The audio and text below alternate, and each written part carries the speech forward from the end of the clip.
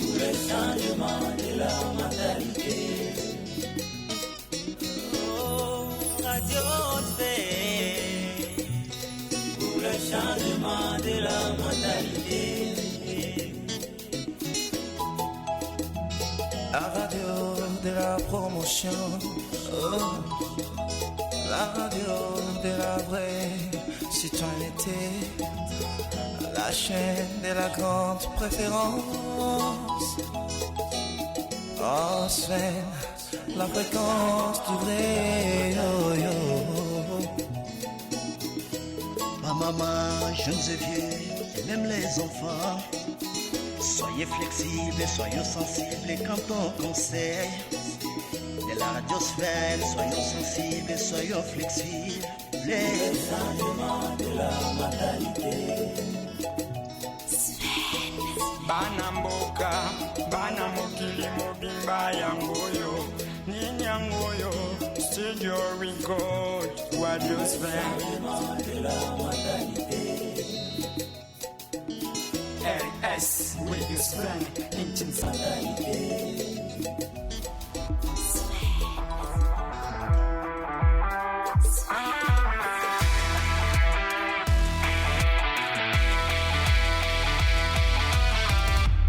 Stop Ebola. Ensemble, nous pouvons l'arrêter.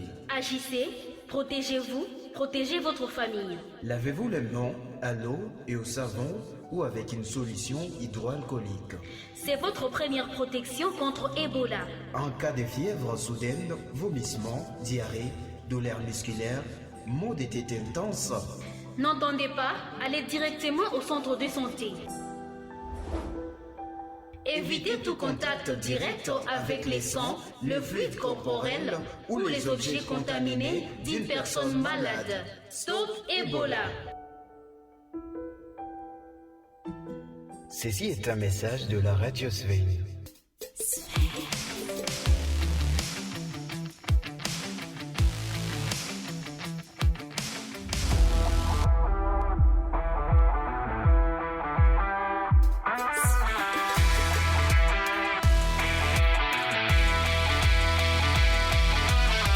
Je kiffe la radio Sven.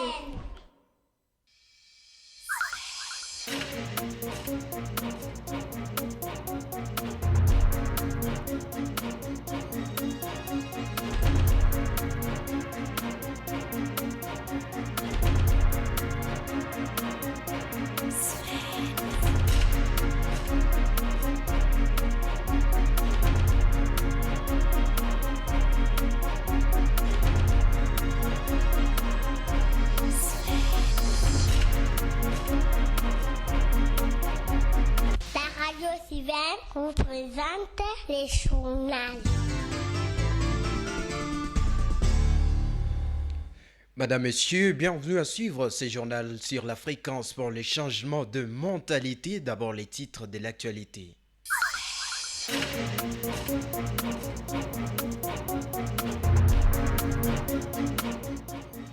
Au sommaire de ce journal, des enfants ont perdu la vie dans un incendie qui s'est déclaré lundi 27 juillet dans le quartier Panzi. Plusieurs maisons sont également parties en fumée. Les détails, c'est dans cette édition du journal. Les forces sociales du Sud Kivu étaient dans la rue ce mardi 28 juillet 2026 pour plaider en faveur de la paix dans le dialogue inclusif entre les Congolais, la réévaluation des sanctions ciblées prises contre plusieurs personnalités congolaises dont le dirigeant de la 123 font partie. Une nouvelle attaque armée a sémé la terreur dans le groupement de Louilly en territoire de Cabaret dans la nuit du lundi 27 au mardi 28 juillet.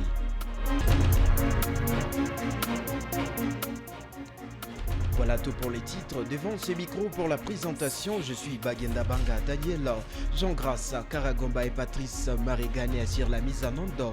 Tout de suite, les détails.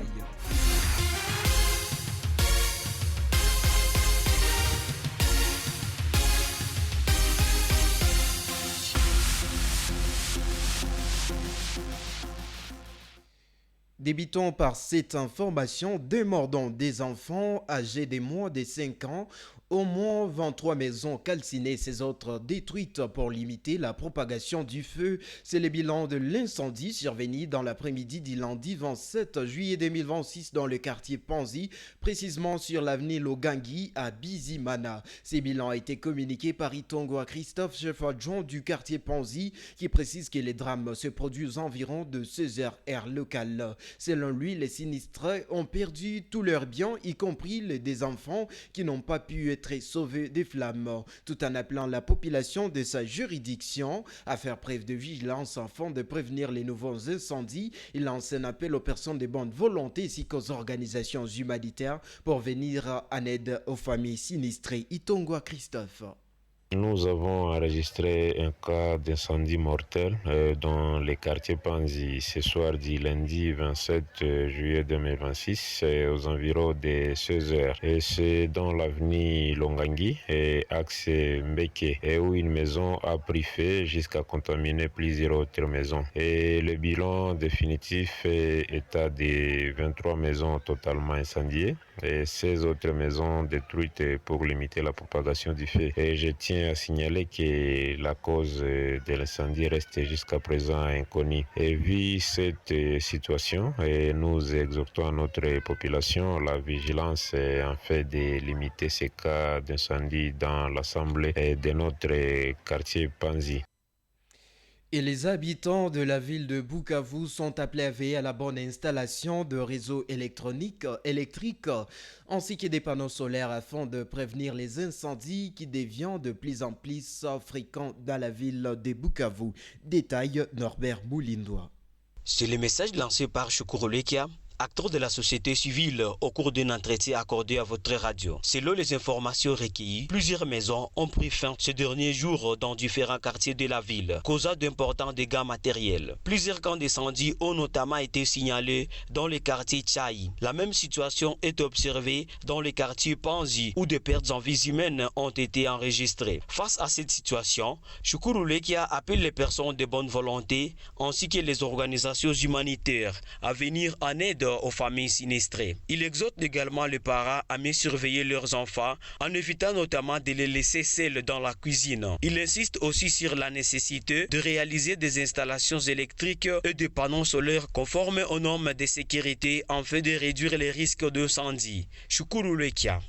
La société civile sous noyau du quartier Tchaï porte à la connaissance du public le bilan provisoire de l'incendie survenu sur l'avenue Kisangula le dimanche 26 juillet 2026 à 16h30 où le feu a débuté au domicile de M. Massoumbe.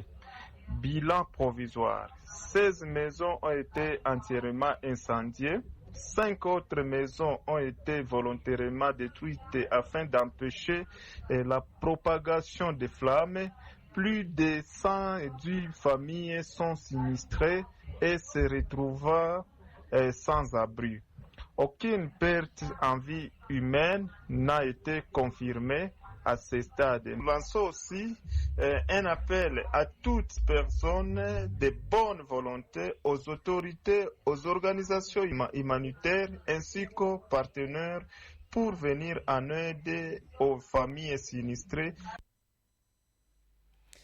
À Bukavu, les forces sociales du Sud Kivu étaient dans la rue ce mardi 28 juillet 2026 pour plaider en faveur de la paix dans le dialogue inclusif entre les Congolais et la réévaluation des sanctions ciblées prises contre plusieurs personnalités congolaises dont le dirigeant de l'AFC en 23. Les détails, c'est dans cet élément de notre journaliste reporter Dorcas Kanoziri. Réunissant des organisations de la société civile dans toute leur diversité, des mouvements citoyens et des confessions religieuses, les manifestants ont défilé dans les 3 communes de la ville de Bukavu ainsi que dans plusieurs autres territoires de la province du Sud Kivu. La marche s'est achevée au monument aux morts de Nyamoma où une copie du mémorandum adressé à la communauté internationale a été lue et remise au gouverneur du Sud Kivu, Patrice Boussou-Bouangui, en présence des autorités provinciales et militaires. prioritaires. Dans ce mémorandum, les forces sociales appellent à privilégier un dialogue sincère, inclusif et orienté vers la recherche des solutions durables à la crise congolaise. Elle s'oppose également à toute réforme constitutionnelle qui serait engagée dans un large consensus national et dans un contexte de conflits armés. Les signataires demandent par ailleurs une réévaluation de sanctions ciblées imposées à certaines personnalités congolaises, notamment des responsables de l'AFC 23. Selon eux, ces mesures risquent de compromettre les efforts en faveur d'une solution politique et vont à l'encontre de l'esprit des initiatives internationales encourageant un règlement négocié du conflit. Suivez l'extrait du mémorandum lu par Mike Moutiki, acteur de la société civile du site Kivu. Eu égard à ce qui précède, prenant Dieu le Créateur, nos ancêtres, notre peuple, ainsi que la communauté internationale en témoin, nous tirons de ces constats une constante que l'on peut résumer en paraphrasant nos pères de la foi en ces termes. Il n'y a ni besoin, ni opportunité, ni nécessité de procéder à une modification de la Constitution à ce stade. La seule voie de sagesse restant l'ouverture d'un dialogue inclusif entre Congolais en vue de renforcer le consensus national autour de l'avenir de notre cher et beau pays. Dans cette perspective, nous soulignons notre engagement à participer à tous les processus de dialogue en tant que partie prenante, représentant les intérêts de nos communautés à travers notre agenda de paix. En recevant le mémorandum, le gouverneur du Sud Kivu, Patrick Boussou-Bouangui, a salué cette initiative citoyenne. Il s'est engagé à transmettre les préoccupations exprimées à la hiérarchie du mouvement, tout en réaffirmant son attachement aux démarches visant à promouvoir la paix. À travers cette mobilisation, les forces sociales du Sud Kivu disent vouloir encourager toutes les initiatives susceptibles de rapprocher les Congolais autour d'un dialogue inclusif qu'elles considèrent comme un voie essentielle pour parvenir à une paix durable. Aussi à Goma, dans la province du Nord Kivu, la population était dans les rues ce mardi 28 juillet 2026 pour dénoncer les sanctions prises contre certains dirigeants de l'Alliance Fleuve Congo. Absent 23 aussi exprimé leur opposition au projet de réforme de la Constitution de la République démocratique du Congo. La marche a pris fin au quartier général de la MONUSCO où les organisateurs, dont les organisations de la société civile dans toute leur diversité, des mouvements citoyens et de confessions religieuses ont remis un mémorandum représentant de la mission onusienne.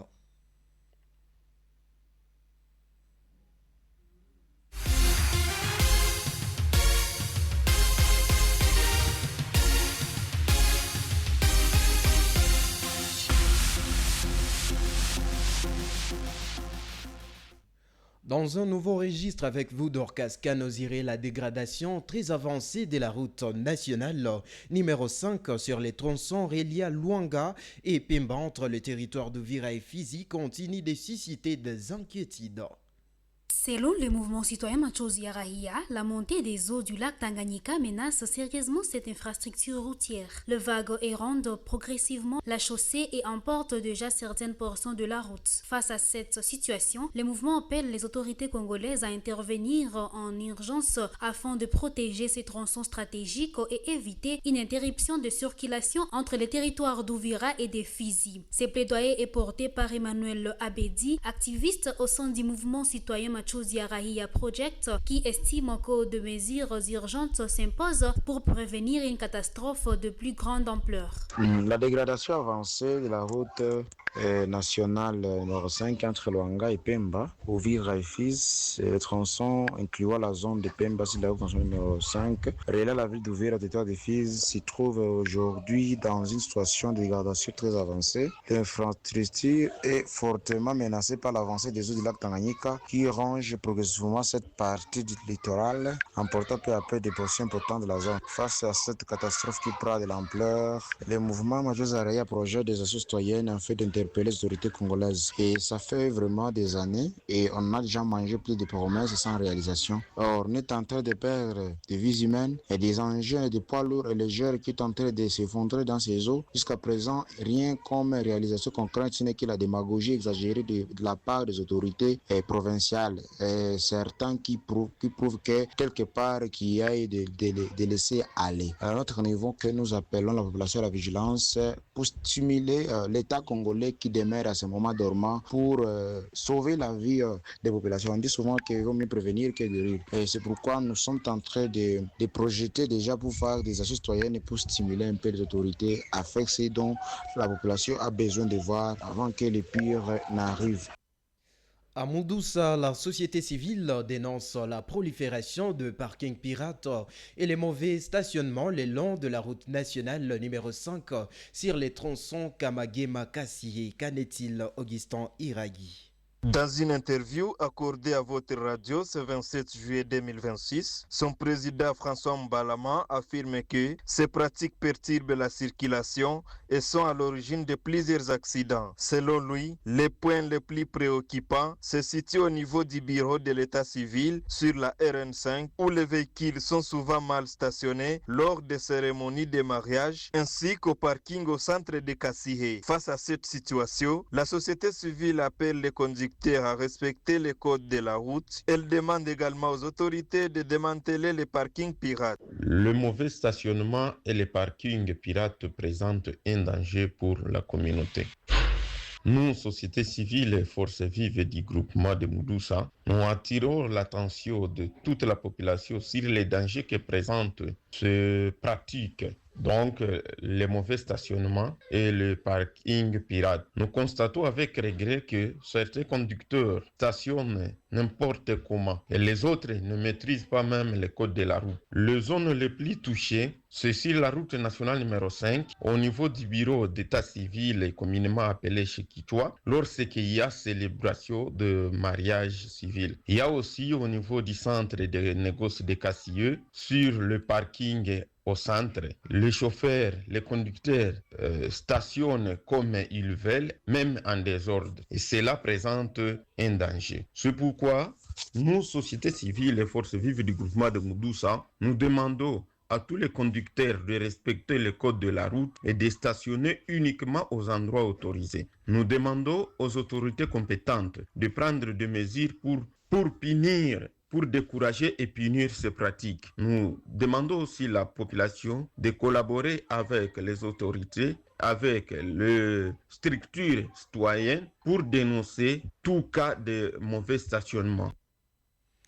Dans un nouveau registre, à Bagira, dans le quartier Chikoni, les comités des servitudes CRM dénoncent une tentative d'occupation illégale de cet espace public communautaire par l'installation de conteneurs. Selon cette structure, cette initiative menée par des personnes non identifiées menaçant patrimoine communautaire développé depuis plusieurs années au profit de la population. Elia Mouzaliwa pour plus de détails.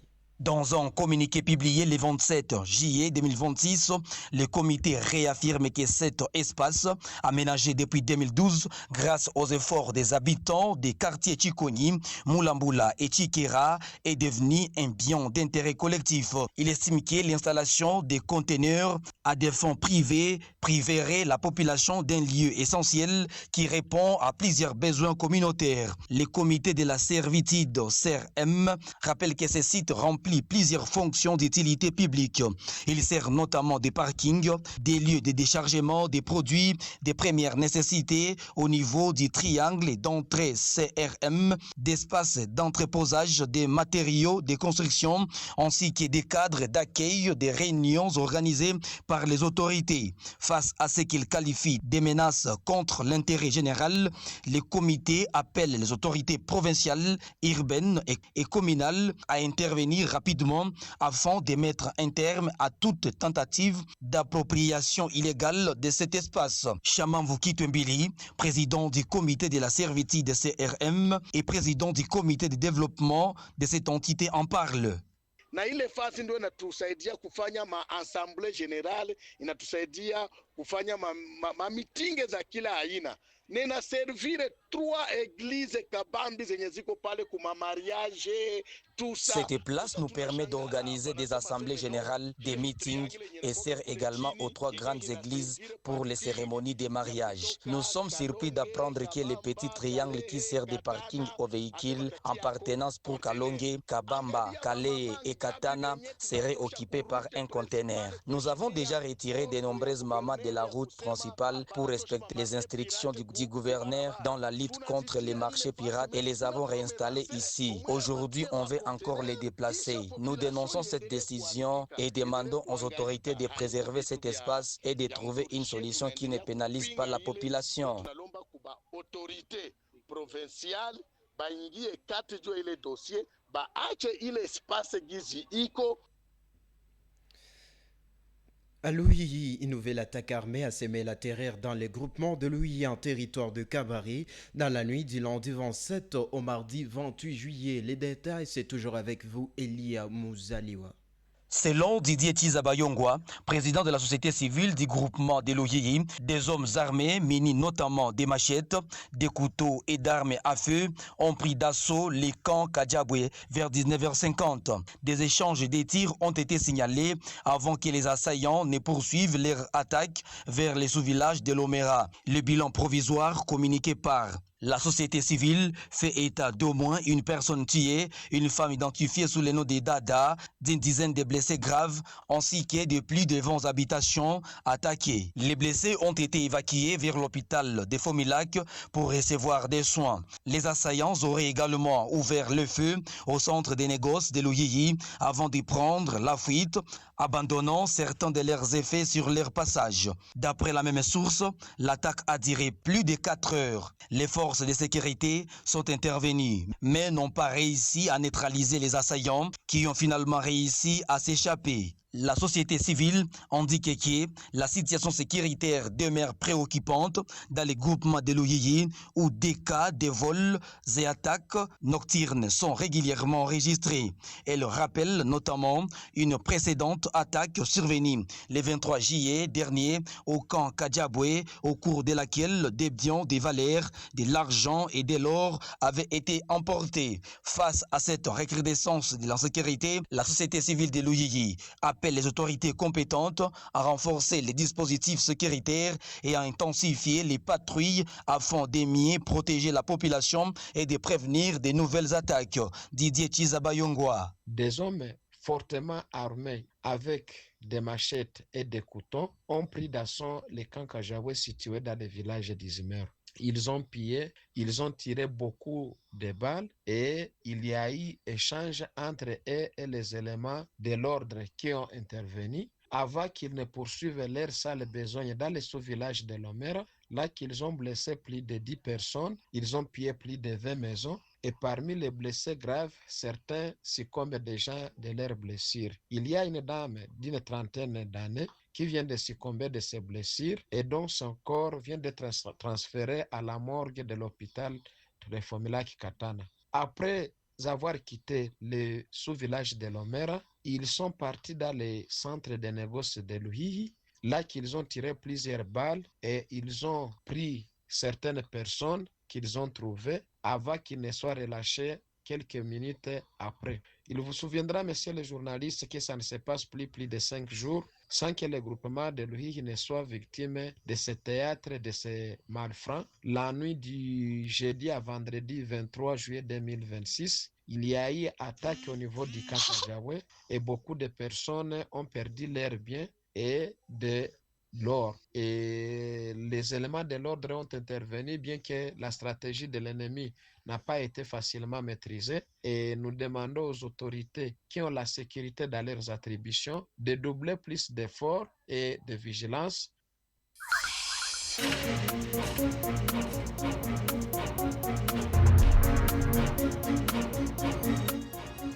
Ainsi s'achève ce journal, madame, messieurs. Si vous avez capté encore de diffusion, voici pour vous les rappels des titres. Des enfants ont perdu la vie dans un incendie qui s'est déclaré lundi 27 juillet dans les quartiers Panzi. Plusieurs maisons sont également parties en fumée. Les détails, c'était dans cette édition du journal. Les forces sociales du Sud Kivu étaient dans la rue ce mardi 28 juillet 2026 pour plaider en faveur de la paix dans le dialogue inclusif entre les Congolais et la réévaluation de sanctions ciblées prises contre plusieurs personnalités congolaises dont les dirigeants de l'F-123. À Louis, une nouvelle attaque armée a semé la terreur dans le territoire de Cabaret la nuit du lundi 27 au mardi 28 juillet. Bagenda Banga, Daniel, j'étais à la présentation. Jean-Grace Karagomba et Patrice Barégane ont assuré la mise en onde de ces journaux. Merci de nous avoir suivis du début jusqu'à la fin de ces journaux. Et surtout, restez branchés, scotchés au programme de la fréquence pour les changements de mentalité à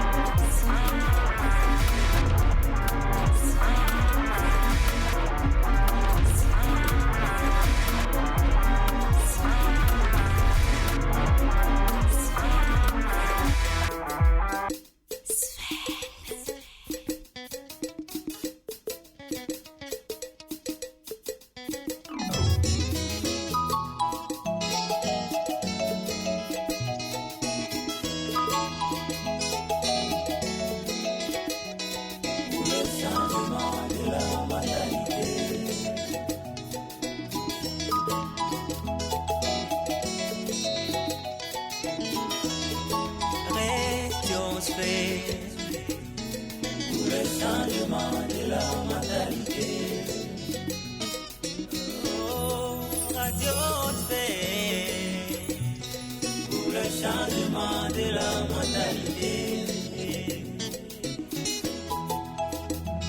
La radio de la promotion, oh, la radio de la vraie citoyenneté. La chaîne de la grande préférence. Oh Sven, la fréquence du vrai. Oh, oh. Maman, jeunes et vieux.